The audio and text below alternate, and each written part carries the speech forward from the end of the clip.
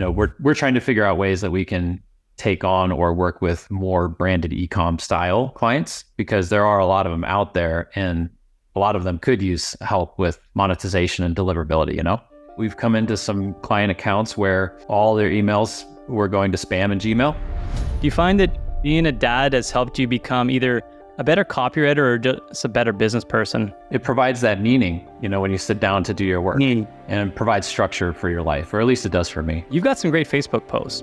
I'm curious, how tactical is that for you to get clients? And is there like a playbook structure that you're using in any way?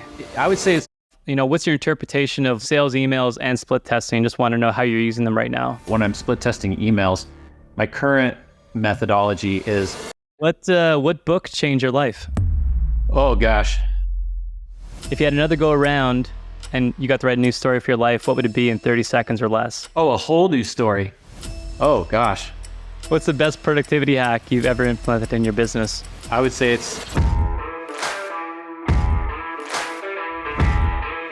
All right, today's episode's a good one. Today we're talking to Ryan Healy. I've been working with Ryan personally for many years, and Ryan is a highly sought after copywriter and list manager of premium high-performing companies, crushing it in the health and wellness industry. He's been writing copy since 2002. He's been a list manager since 2015, and he's been sending hundreds of millions of emails since then. And they've all generated, tens of millions of dollars in revenue for his clients. So the guy knows a thing or two, and he's been around for quite a while. And Ryan's specialty, the way I can put it, is he helps you find money in your business through your email list, more so than you could probably do on your own. And he's going to share his top tips on split testing today, on email deliverability and keeping your emails out of the junk folder, and also a recent new venture that has allowed him to start helping more clients gain back customers in their business and basically making way more money in their business than they could without him, through proper list management, list hygiene, and again, keeping those emails out of junk. So we got Ryan Healy today. Welcome to the Partner Up Profits podcast. I'm excited to be having a great conversation with you today because you and I have talked quite a bit in the past. We've worked together, and today I get to introduce you to the world. So welcome. Awesome. Thanks, Joey. I appreciate it. Before we get started, what's something interesting about you that not many people know? Great question. One is, I guess some people know this, but I have a big family. I have 6 kids. A lot of people forget. They always say like, "Oh, don't you have like 5 kids or something?" No, it's like 6. And they're so that even people I've told forget, how many kids I have. So that, I would say that's probably, the main thing most people don't know. Yeah, man, you must have a bus at this point, right? Like, there's no way you can get around, or is it just? I used to. I used to have a 12-passenger Ford Transit. I ended up selling it because my oldest daughter, she's moved out and married now. And my second is driving, and I'm teaching my third to drive. So we just found that, we were hardly using it. And I did not like driving that massive van around by myself, to go meet my buddies for breakfast or something. I'm like pulling up in this giant white van. Yeah. So you actually had a bus. Then I did. The way back up too, and you're backing it up, or? No, it didn't. It didn't do that. It did have a backup camera, but yeah. Yeah. So you guys are kind enough to send me postcards every year. Oh yeah. I'm just like, oh wow, look at that. Like, Ryan's got a huge family. Yeah. But yeah, that is interesting when I first saw that. And beyond having a huge family, Ryan and I have had the pleasure of kind of working together for a couple of years. You've written some remarkable copy for Optimizers, as well as a couple other projects we've worked at. You've been amazing to work with. I mean, you're always on time. You're always easy to work with, coordinate, and if there's revisions to be done, you're open to them. Thank you. It's been a real pleasure, and it's been a couple of years of working together. So yeah, excited to also get to know you a bit on a personal level today on the podcast. One of the opportunities for the podcast is actually to kind of get down to different level rather than just always the work side. Sure. But yeah, in all honesty, we don't know each other yet, so today's gonna be a great day for that. And I want to just know, like, how did you get started in all of this world of digital marketing, online marketing, and copywriting? Because you did this like way back, right? This wasn't just something that happened yesterday. Yeah. It started in 2002, actually. I was working at Merrill Lynch at the time, and a friend of the family had a homeschooling company, and he'd been trying to get a marketing person onboarded, and he just couldn't find what he was looking for. And he knew that I like to write, and he knew that I was also entrepreneurial. And so he said, "Hey, Ryan, would you want to come over and work for me? And I'll teach you what I know. And I've got all access to all these books and courses and things like this." This is like back in the day of Jay Abraham and Chet Holmes and, Dan Kennedy's heyday and all that, right? So Merrill Lynch had been struggling, and I'd been present when they laid off over 1,000 people. They literally called the entire campus into a room, and they said, we're firing all of you. Now, I was not part of that because I was part of this small little division they had acquired called Masterworks. And so there were about 100 people who were not going to be laid off, but I didn't say a word about that when it was happening. But I saw 50-year-old dudes just like breaking down and crying because they'd worked at Merrill Lynch for so many years. And I was like in my early 20s, I'm just going, oh geez, this is not good. So shortly after that, I just thought, I'm like, man, Merrill Lynch is a sinking ship. I want to get out anyway. There were management problems. So when John came to me with that offer, I said that, it sounds really interesting to me. And he said, well, it's going to be a pay cut. He's like, how much are you making? So I told him, and he goes, well, I can't pay you quite that much right now to start, but I'll teach you everything I know. So I made that transition. I worked for him for 3 years. I took over, he's one of the co-owners in the company. So I took over all of his, basically everything that he was doing, like the nitty gritty detailed copy stuff that he was doing day to day. So I took over managing their list actually way back in 2002. Think about this, 2002, they had over 30,000 people on their email list. And, I'm this young, I was married, but I didn't have a kid yet.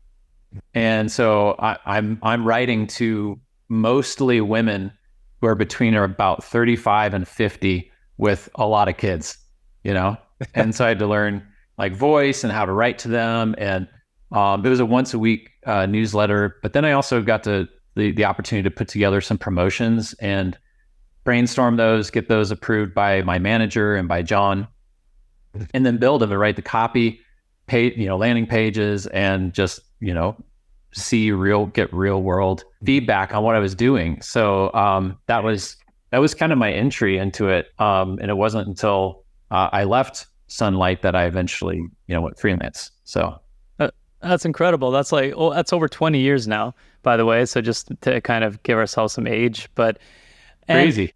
What's really interesting too is that you started this whenever it wasn't really even a thing yet. It wasn't a major thing. Like this was back when the Wild Wild West was still at play with like all network marketing and stuff online was just emerging.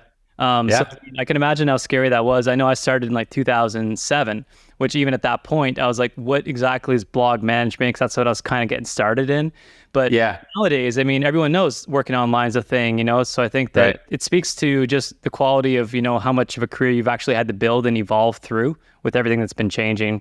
So today, I'm excited to kind of pick your brain. And like I said, email list management, copywriting, what's changing, split testing, and you've got a whole bunch of, great value I want you to get to today. And I've got a couple questions I want to get to. Sure. First, let's get into a little bit of a formal bio of who Ryan is. We've painted a little picture here, but you've been married since 1999. You've got 6 kids, full-time copywriter since 2002. You've written for over 250 clients, including, some big names here. Organifi, Bioptimizers, obviously, big affiliation with them. EarthX, Agora Financial, Dedicated Emails.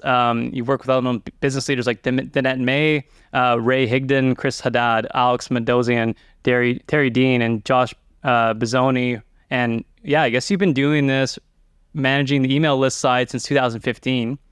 And okay, so this one was a cool stat. You've been in charge of sending hundreds of millions of emails since then, which has generated tens of millions of dollars in revenue for your clients.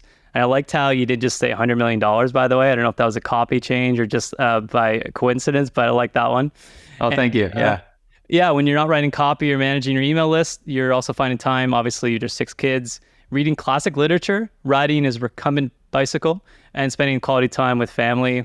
And like I said before the call started, Ryan's been, shaping up, trimming down, leaning up. Like you look great. Thank you. I appreciate that. You told me your secret. If you want to give a couple tips to everyone out there, what you've been doing. So as I told Joey before we started, about a year ago, I gave up alcohol, or started to. That process really wasn't kind of complete until the end of the year, but that made a huge difference in my ability to lose weight, changed up my diet. And then I've been using X3 bar for almost 2 years now. It's the single best thing I've ever done for strength training, and for leaning up. I used to do the gym a lot. I tried home workouts. I tried all kind of stuff, but with as big of a family as I have, they would mess up the basement and the workout area and everything. And I ended up like cleaning instead of working out. But then I found going to the gym, it was such a time commitment, and X3 is something that I can fit in easily every afternoon or evening and do my sets and I'm done. It's literally like 15, 20 minutes. So nice. Yeah. Yeah, man, it's working. You look great. And we talked about accountability devices, whether it's a Fitbit or a Ring. Yeah. I think and we're going to kind of get into this part of it with like business, right? Split testing and measuring what matters, and what gets measured gets improved. So we're going to talk about all that kind of stuff too. But first off, let's paint the picture. Ryan's got 6 kids, and the guy is, pretty productive. And not only that, but you got, quite an active physical life happening. I just want to know though, personally, I've got 2 kids. I've got a 3-year-old right now, and the other one's 4 months. Time changes, right? Like as far as how you value your time and how you spend it. Do you find that being a dad has helped you become either a better copywriter or just a better business person? Yeah, I mean, it definitely provides some meaning for everything that I do. I'm not one of those guys who loves to spend money on toys and stuff. I've just, in fact, my family complains that when it's my birthday or Christmas, like, what do you want? I'm like, well, I don't know, a handful of books or something. I mean, that's all it takes to make me happy, really. So for me anyway, like having my kids to kind of focus my energy on, I put money into their private education once they hit 9th grade, and I've invested in their extracurricular stuff. And so like that, recently enrolled my 2 youngest in swim school, and that was a really positive thing. We don't have a lot of water out here in Colorado to learn that kind of stuff. And it was just like, it's making us feel better. They're gaining confidence in the water. So that's, I don't know, it provides that meaning, when you sit down to do your work, and provides structure for your life, or at least it does for me. Yeah. No, and that hits home too. And for me too, what I was kind of thinking for myself at least was, whether I did it intentionally or not, I might not always say what I mean to say right away. So being a dad now, I find that I'm more vulnerable and I'm more open, and I just communicate in an more honest way. So I don't want to waste time, get to the bottom of something, whether it's working with a team, a colleague, somebody, a freelancer. It's like, I want this to get done the first time around. So I want to be very clear. And, even with being a parent, you have to be assertive and you have to be kind of confident, like how you communicate. So I was just interested, like you went through the process so many times. And as a copywriter, I was just interested also like how that's affected you in your writing. Because for me, it did affect me quite a bit. So I was there. And I think seeing the differences in kids is really powerful for, how you understand people, and also potentially how you write to people. Because my first 2 are similar, girl, boy, they were similar. And then my third was just so different.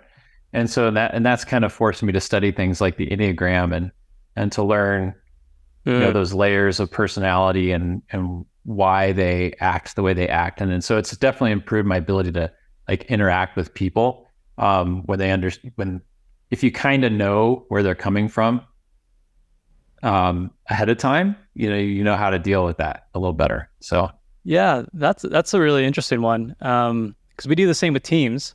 Like you have to evaluate people and teams and kind of like develop a culture, right? And you're developing a culture within your household, so that's a good one to be able to grasp. Okay, well, I was just curious about that side of it. Now, so beyond being a copywriter and beyond managing lists now, and I know you've got some stuff going on we're going to get into with Upsender and all the things you do there.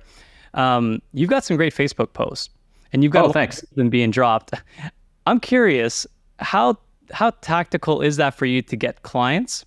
Or is that just a place that you're kind of dumping some wisdom and it's like therapeutic? And do you get clients from it? And is there like a playbook structure that you're using in any way? I would say it's more therapeutic than anything, but lately I've decided to post a little bit more business stuff. So that is kind of a tactical, strategic change to what I usually post. My old format was about 33% kid pics and kid quotes, right? So the family stuff, about 33% funny memes, and about 33% controversial questions or statements. So that was my mix. Now I've backed off the controversy quite a lot. And part of that is because I'm just not in it every day. I decided to just kind of unplug and take my brain out of that for a while. Fair enough. And so that 33% that was dedicated to controversy and contrarian stuff is a little bit more like business lessons or business insights or stories that have happened in my life. So yeah. Yeah. And the reason why I'm bringing it up too is just connection strategy is like super important to me. I'm just a fan of marketing, copy, and like networking strategies. Because you have the strategy of like the LinkedIn people who are doing very formal posts and it's like very professional in business. And that's not really the world that we, our little world lives in, our community, which is the reason why I love it so much. I don't want to be in a business career, corporate style thing. So there's some things with bio that are corporate and it's great. But I think that we've maintained a good sense of balance between that culture.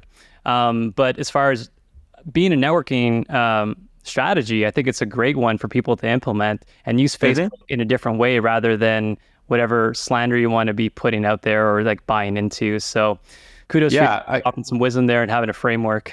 Yeah, thank you. Yeah, I can tell you, although I'm not sure I can directly say that, oh yeah, somebody hired me because I was on Facebook and I posted this thing. I can tell you that some of my clients have seen my profile and have said things like, oh, it seems like you live such a wholesome lifestyle and I just really appreciate that. And so I think it goes a long way toward reinforcing a person's decision to hire you because they feel connected or bonded, or they just like you and trust you because you've been dripping posts on them, for months or whatever. And then the other benefit is just clients, I don't know if you've experienced this, but clients will tend to reach out however they want to reach out.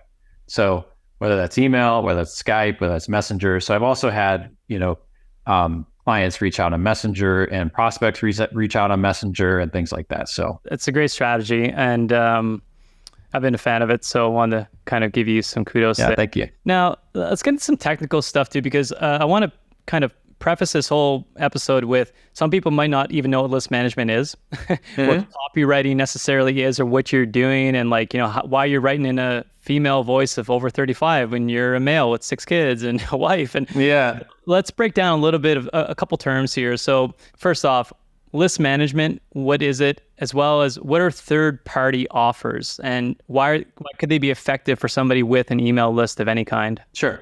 So list management basically means that we're coming into a client who has an email list. And for us personally, we're working with buyer lists. So those are lists of people who've purchased a product from that client. That could be an info product, that could be a supplement, that could be something else. A handful of our lists are a combination of both buyers and leads. We don't do any pure leads lists, but sometimes they'll have leads on the list because they opted in for a free cookbook or something like that. So we go to the client, they give us access to their ESP, that stands for email service provider. A lot of people in the industry use Maropost, so I'll just use that for now. So they would give us access to their Maropost account. We would then start managing that email list, which means we would be sending planning and scheduling emails to that list for the main purpose of monetizing the list, making more money from it. Third-party offers or third-party affiliate offers are front-end offers that other people sell. And by using an affiliate link, we can promote that offer, and then we get a commission that comes back to us, the client and us. And so we're basically sending our buyers and saying, hey, check out this product. Some people buy, some people don't. And then the next day it's a different offer. So does that clarify? Yeah. And so the distinction here is too, there's a leads list, meaning they might not have bought from you, or they might have, but they're still on a leads list. They could be in a different channel. Other than this customer list. And there's different value associations to each of these lists. And for those of you, I mean, everyone knows this, but the customer list is probably more valuable. They've opened their wallet, they put their credit card down, and you have the credit card potentially to sell them something else. Do you work specifically with any categories like health and fitness only, or do you work with financial or other categories? While I have experience in a whole bunch of different niches, Upsender currently is only working with people in the health, wellness, and weight loss niche. We may at some point, get outside of that and try to build like a financial division or something, but it was just kind of natural for us to be working in that niche. And so that's what we've done. Yeah. And you guys, I mean, I've seen who's part of Upsender, and, you've written for us, and it's been amazing. Like, I see the returns. And we're in the health and fitness market, but I was just curious. And obviously it's a growing thing you're doing, right, with the agency. So interesting. But yeah, for those people who aren't doing list management, as far as, either doing your own list management, there's a lot of money being left on the table, period. Like, I can just say that from experience myself too, seeing email broadcasts, newsletters go out every single week, every single day. The more you mail, the more you earn. There is a bit of, you got to like manage that. You don't want to burn out your list, and there's some recycling and things you got to do. And we're going to get into that too, and like, email deliverability and all that stuff. So what about like a company, and BuyOptimizer is a bit of that company, right? Like, we don't necessarily want to send a third-party offers, and we're a little bit protective of our list. But are there ways that you can work with clients like that, and like any kind of other strategies you can implement? Because I know of a few, but I'm curious to hear how you deal with that yourself. Yeah. Well, so for a company that's really protective of their internal list and their brand, we can duplicate a list and create kind of a newsletter model. Not a pure newsletter, but we're sending out, a combination of content and offers to the list and trying to position it as a value add for the buyers on the main list. So that's a strategy we've used and have been effective with a couple of clients. Another one would be just to try to get the client to introduce some additional offers, or you could take internal offers and create bundles, or like we could come in and try to help strategize. Okay, hey, let's bundle these products together and then sell it, and then create a campaign and sell it to your list. We don't have a lot of that going on currently. We do have some of that going on, but we're trying to figure out ways that we can take on or work with more branded e-com style clients, because there are a lot of them out there, and a lot of them could use help with monetization and deliverability, 100%. Yeah. And I like the idea too of kind of running in and saying, what's the rotting fruit on the ground here, and how can we pick it up and, not rotting, or just make sure it doesn't fall off the tree anymore. And you're kind of mentioning that too, as far as stepping in somebody who, listen, like, some people are product owners, they do a great job at that, but they're not necessarily like list management experts. And you'd be surprised, like, somebody like, yeah, I'm doing okay with my list. It's like, but are you, like, I'm going to challenge you and challenge it on an assumption, and let's like see actually what you could do. And I'm curious, like, what's been your experience, like, walking into a business that maybe like, Ryan, I've got it going on, like, just, I'm okay, but let me know what you think. Yeah. So some of the situations we've dealt with, we've come into some client accounts where all their emails were going to spam and Gmail. So that, obviously that's bad. Like, generally speaking, about 50% of an email list is going to be Gmail. So imagine taking your list and just cutting it in half, and like none of those people ever seeing your emails. So we were able to get that account restored and get Gmail deliverability back up, and that list now produces, I think, like 40 to 50,000 a month. So it's doing well. Whereas before it was not doing well. Okay. Yeah, that's a pretty big one. Email deliverability is definitely a hot topic I want to get to in the next set of questions here. What are some of like your favorite tools? And maybe this has nothing to do with email list management, but I'm always curious, what's people like, what are you using? What are your favorite tools of the trade, if you were to call them that, whether it's like Grammarly, Hemingway, anything that you're using on a daily basis is getting you to be more productive or just more efficient with your time? I mean, I've been using Inbox Geek a little bit more for reactivation campaigns. Okay. And so that's something that I've been using with clients specifically. On the productivity side, I like to use Todoist. Over the years, I've tried a whole bunch of different, to-do list type of software, right? And most of them are either too complex or don't offer enough features. And for me, Todoist is like right in the middle, simple enough that I'm going to use it daily, and I do use it daily.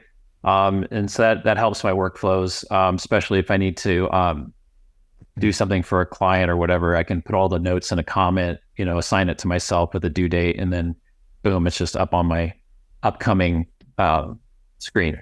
Okay. So just keeps me on track with all the deadlines I have to juggle. Yeah. Sounds like you run a pretty lean ship though, as far as what you're using. It's like I keep it simple. Yeah. I kind of do. Let's jump into another couple technical terms. So sales emails, here's a couple that always come to mind. So split testing, we run split tests every single day. We've got probably 100 different split tests running at any given time.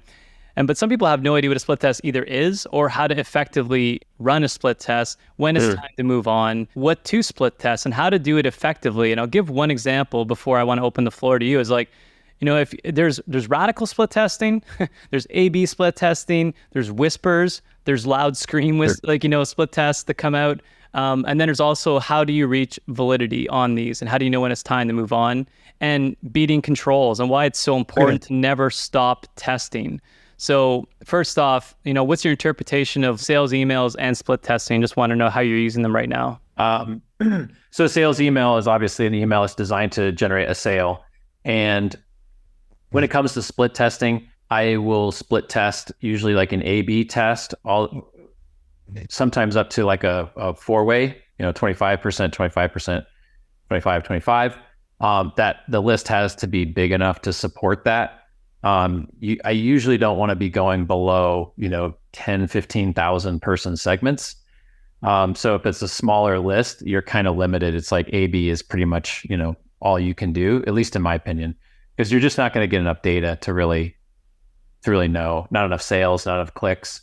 So I don't have a specific number of sales that I shoot for, but when I'm split testing emails, my current methodology is if the new email I've written wins test 1 on a list, then I run it to another list. If it wins test 2, then I run it to a third list. If it wins 3 tests in a row, and at least 2 of those tests are pretty significant in terms of the list universe, we're going to 100 to 200,000 people. Then for me, that says the new email is beating the control email. What I've experienced since January, February for a couple of clients, and it's really frustrating, is you run test 1, the new email wins. You run test 2, the new email wins. You run test 3, the control email wins. And then the control email, it's a significant margin of win. So it's not like it was, it won by 1 sale. It was like it won by double. And you're like, how is this happening? I won by 25%, won by 25%, and then lose by 50%. Like that doesn't make any sense. How do you interpret that data? Well, it's basically just have to keep testing. Yeah, I think that I've experienced a similar situation, and what it comes down to for me and my hypothesis is like it's seasonal too. People are seasonal creatures, right? So I don't know how much validity I can put behind that, but I have experienced that, and it is frustrating, right? You're like, I'm on the verge of a winner here, and then it's like, wait, what just happened? It's landslided backwards here. Yeah, exactly. Yeah, what's your bizarre. main KPI? What are you looking at? Is it just sales? Is it a combination of like opens and everything else? Or if I'm promoting an offer on a rev share basis, I'm still looking at gross revenue because, an email can affect the rate of upsells, right? It affects everything through the whole funnel. As a general rule, you want your new control to be generating more clicks, more sales, and more revenue, all three metrics, right? But sometimes I'll see a new email generate fewer clicks. It's not as clicky, but it pre-sells the offer better. And so the conversion rate on the landing page is higher. And so it's generating more sales and more revenue despite fewer clicks from the email. Mm. That's not ideal, but I would still consider that a winner, right? And what tool are you using for split testing? Well, with Maropost, it's kind of built in to the platform, so you can split test body, copy, subject lines, from names all at the same time.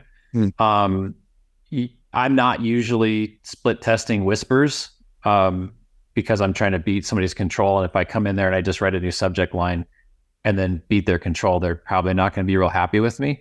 Like, hey, we just paid you a bunch of money to write us a subject line, you know? Yeah. So I tend to test screams, which would be, a radically different approach. So different subject line, different body copy, etc. Now, sometimes I will look at an email, and if I see an opportunity, like a relatively simple change in the copy, like I might use some of their closing copy, but just rewrite the first half in a different subject line, and then see what happens. That's somewhere between a whisper and a scream. Maybe a yell or something, or just talking in a normal voice. Yeah. No, and it's good. And I think that just understanding what metrics to look at, obviously, like revenue is king. It's awesome. But I think you mentioned something too that I always refer to as like a harmonization tactic. It's, how harmonized is the email to the landing page? So if it's not as clicky, you may get higher visitor value over time, or whatever the case is. So the day one attribution might not be the only window you want to look at. And in my experience, it's been like sometimes the email that matches the lander better might underperform out of the gate, but then over time, it's actually overperforming because you targeted the right people too. So there's a lot of stuff to it. And that's why, again, if you're not the expert in this, like if you're not the list manager, you don't know what to look at, you don't know these kind of factors, you're going to be kind of undercutting your performance too. So, but that's interesting. And I'll give you one little thing, because I was going to ask you a question regarding like AI. I can't say, I won't give specifics because I want to keep confidentiality here, but I've used AI where I've transformed a really good email that we had. And it's like, use the tone of this person. That was the only change. And it changed it. So it's like, use the tone of Oprah Winfrey as an example. Like rewrite the Oprah Winfrey tone or whatever. And that email, and we aggregated the data, right, over time of multiple emails, multiple tests, and that tone always like won.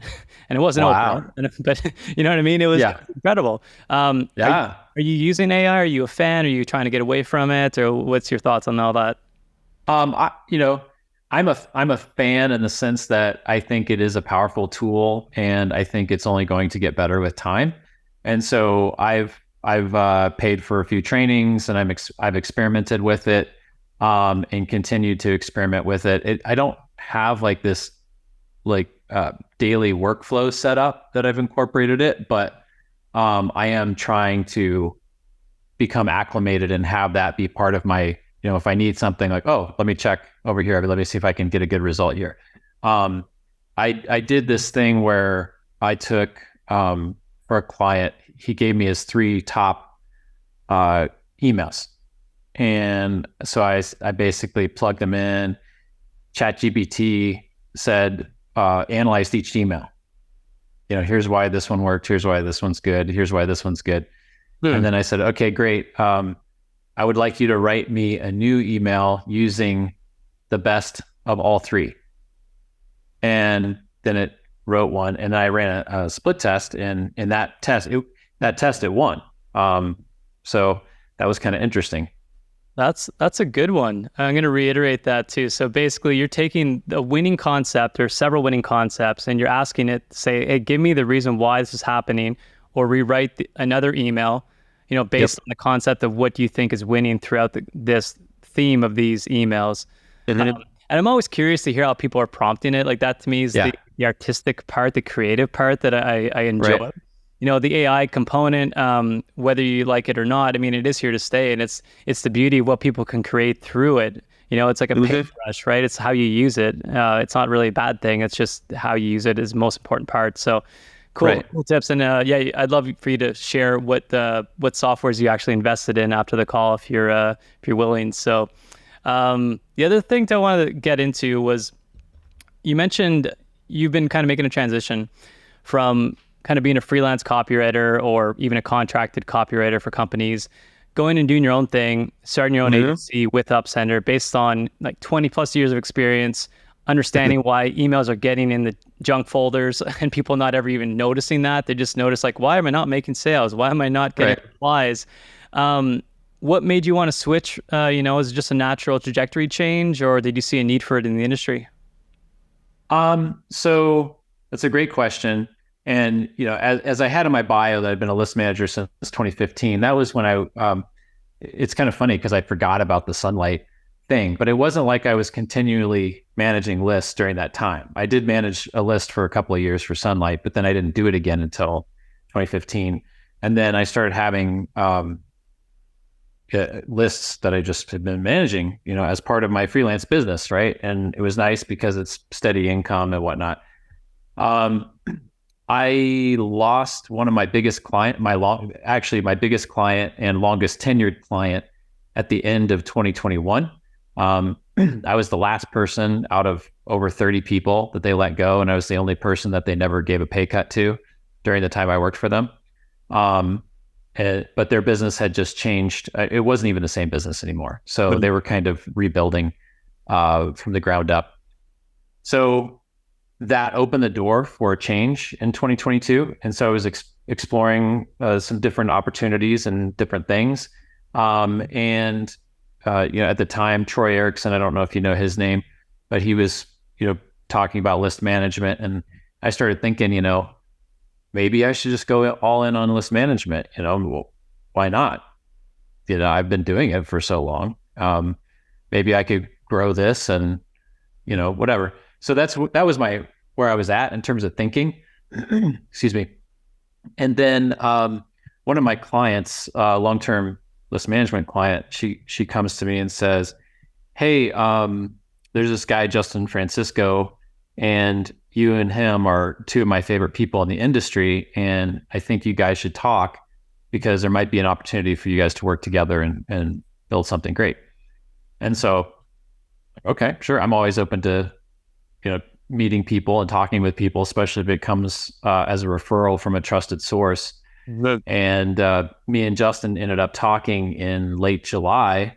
We had a couple phone calls together, liked each other, and we're like, yeah, let's do this. And he brought in some resources and I brought in some resources, and I agreed to just split with him, and we just took off. So that's kind of how it began. And that became that, he'd already had the name. He had the name, the domain, everything, Upsender. And so we're just like, yeah, let's just use it. Let's do it. So that's amazing. Like, how many stories have we heard, or I've heard too, and I'm sure you've heard the same. It's like, the whole COVID period changed so many lives, and whether better for worse, unfortunately. But yeah, what a new transformation for yourself to kind of go through and to kind of be on the other side of that. And obviously you're enjoying it. You're building a team now, I'm assuming, and you've got... Yep. So I've built a lot of teams in my career and kind of moved into more of a team lead in a lot of respects. And I know that it's so crucial to be building systems and SOPs and automation of things. Like, where do you see that growing for your business right now, and how have you been experiencing like the system side of things? So before I partnered up with Justin, I had already kind of created some processes, and I had two people working for me to help schedule the lists I was already managing. But obviously, we brought on more clients, more lists, so there's scale there. So I had to kind of refine that training and really kind of formalize it, because I couldn't just be, doing a 1 hour screen share every single time somebody new came on board, So like, I'm gonna have to step up my game a little bit. So yeah, I created very detailed standard operating procedures. I use Google Docs. I break it down step by step. So each doc is a kind of a piece of the process. And then in addition to the text, I have Loom videos that go along with the text. So you get kind of both. If you forget something, you need to reference back. You don't have to watch the videos, but they're still there. When, it's interesting, when you do something and you do it well, you kind of assume that everybody else should be able to do it. And that have you ever made that assumption? Yeah. Well, every day. Yeah. You're like, it's not that hard, is it? Really? It's not. But no, it is, because different people have different personalities. List management in particular, to do it well over the long term, you have to be very detail oriented. And some people just aren't. Or maybe they are, but they overloaded themselves with work and they're not getting to your work with the same level of attention and detail as they really need to.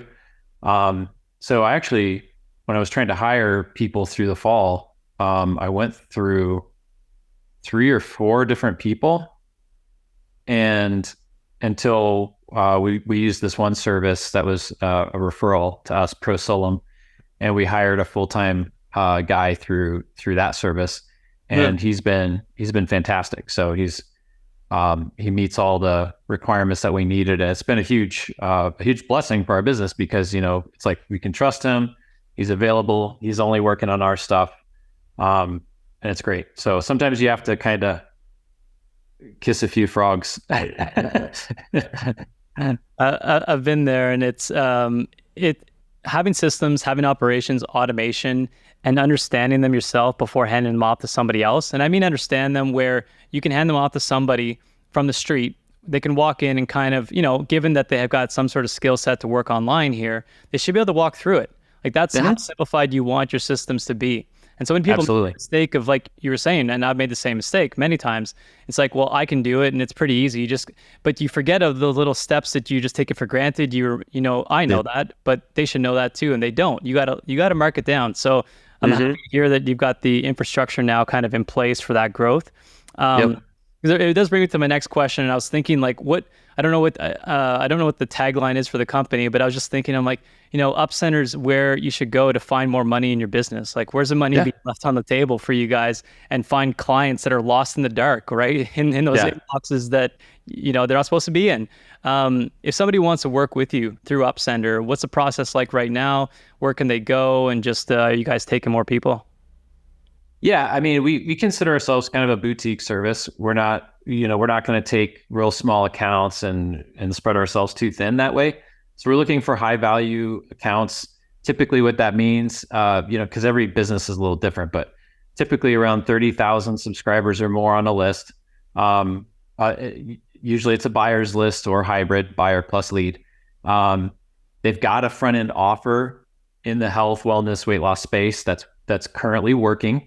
That's bringing in, say, 50 buyers a day or something like that. So there are new subscribers coming on continuously, and our ideal clients usually they don't have a whole bunch of back end products. Like they've got a really strong front end offer and funnel, and maybe they've got like 1 or 2 back end products, but usually they don't have anything, and so the only way that they can monetize is through third-party affiliate offers. And, obviously if somebody's in that situation, one of our clients is not really interested in building the back end, but I came up with an idea where we can take something that already exists and we can kind of hopefully dress up the sales copy and then promote it internally. And I think it will do well. So that's an idea that we're working on for that client. So sometimes there's just opportunities that, you may not see, or the client may not see, to get more revenue, even if you don't have a back-end product. Maybe there's a way to create one.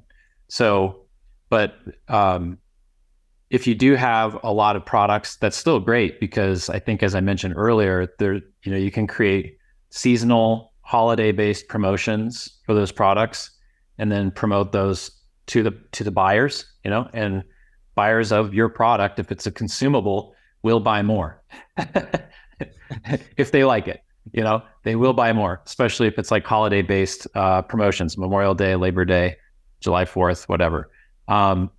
So yeah, that's kind of our ideal client right now. And like I said, we are interested in potentially working with some e-com clients at some point. But we don't have an in-house designer. So if we do decide to work with like an e-com client, then we'd have to work out those details and, wouldn't want to take on like this massive e-com account. Yeah. So somebody in that space, we would be willing probably to take on a little bit smaller account and grow with them. But yeah. And that's smart. I think what you're really mentioning here is like the perfect prospecting exercise and who that person is, because you don't want to, over promise, under deliver. Right.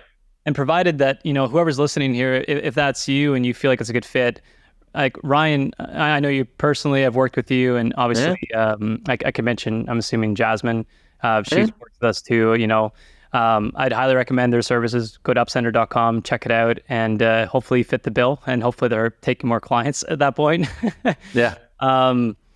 Yeah, and I think, are you guys working with influencers now, like at all? Like, are you taking on influencers who have lists? We do have a couple of influencers, yeah, and one's more social media influencer. She has a big presence there, and another one is more in the docuseries space and used to have her own TV show. So we do have a couple influencers, yeah. Yeah, man, it's never a dull moment probably managing those lists, just like so many avatars. Yeah, lately it's spam house, like. All of a sudden you're mailing and you're mailing buyers, and then Spam House is like, we're putting you on the blacklist. You can't mail your list. And you're like, how did you get on the list? Like why are you doing this? Yeah. Well, yeah, hopefully that gets resolved, but that's the case, right? It's never any personal. I think it's not necessarily like you'll never have deliverability issues. It's you need to constantly be solving them and know what to look for and know the solutions, which 100%. Awesome stuff. I want to put you through a different hot seat now. This is more the personal side, so it has nothing to do really with business, although this one kind of does. So it's what I call the Partner Up Profits Power Move. Every single episode, I ask one person what their number one power move is to connect with somebody. And, so I want it to be like unique. What is something that you've done in the past, or maybe that someone has done to you to get your attention, to like, maybe you haven't answered an email, because like, I'm not talking to that guy, it's just spam. But finally they did something, like they had an air balloon go by your window, and it's like, oh wow, that got my attention. Like, what have you done? What have you seen that you'd kind of recommend everyone try out there to get someone's attention? That's a great question. And the thing that comes to mind immediately isn't something that I did, but I was on the receiving end. My friend and colleague, Adam Lanthelm, he moved from Salt Lake City to Denver partially for the reason of meeting me. And he sent me a letter, like envelope, hand addressed and everything, saying, hey, I would like to become a copywriter, and, I'd love to, take you to a 5-star or whatever. I don't know if it's 5-star, but, high-end steakhouse and buy you dinner. And would you be open to that? And I was like, yeah, sure. Why not? Yeah, $150 in food, and Why not? Why not? Anyway, I ended up doing that. We went to Fleming's Steakhouse. It turns out he was a waiter there. So he got us the best corner table, got us the best service and food and everything like that. And, we hit it off and enjoyed visiting. And he ended up doing some copy work for me. And then I referred him clients and like helped him get started. He went from waiting tables to making 6 figures as a copywriter, and then eventually became partner in a business. And now, is doing very, very well. Yeah. So that's one letter, one hand addressed envelope with a short 1-page letter offering to buy a steak dinner. That's pretty much it. That's amazing. Yeah. Every time somebody takes, pad or pen to paper type thing, an actual envelope going out, a physical mailer. And then I think too, it's just like the unique experience, right? Like the invitation to experience something beyond what the average person would be willing to put out for because it's like, well, I don't know if I'm going to get anything back from that. You know what I mean? Ryan's can actually say yes after I do this for him. So I think it's just going the extra mile. So that's a good one. I like that too. And I was going to say, because sometimes people are like, they're stumped. And I was like, honestly, the postcard, that's a winning strategy. Whether it's your spouse doing it and you have no idea someone's doing it for you, it's like, it's a personal memento. And like, I keep them. I've got a big stack of, them. I've got a photo album that I keep. That's awesome. Like, I love this, So for me, that Ryan will stick out for me. And it's just a small little thing you can do and set up on an automation. And if you're getting a picture done anyways, send it out. So love that. I started doing that, I think 2008. Okay. And I've sent out an annual Christmas card to about 150 people every single year. I maintain all the addresses. I do the design. I do all of it, and I send it out every single year. And it's like, it's like $400, $500 in postage and in printing and stuff, which is like, who cares? But I same thing that you've told me is like, I've got people who look forward to that every year, or like in the new year, they're like, hey, look who's still in my fridge, top of mind. All right, we're going to do a quick fire session. Last part of the podcast here. It's 10 questions. First thing that comes to mind, don't think too much. It's got to be the first thing that pops up. So favorite food? Steak. Best memory? Florida vacations. If you had another go around and you got to write a news story for your life, what would it be in 30 seconds or less? A news story? Yeah, a whole news story. Oh, a whole news story. Oh, gosh. I misunderstood. A whole new story. Ryan gets married, postpones kids for a few years, ends up traveling the world with his wife, builds a massive 7-figure business, and then starts having kids. Yes. There you go. What's the best productivity hack you've ever implemented in your business? I would say it's using something like the Freedom app to just block all social media and all distractions and set a timer for 30 minutes to an hour.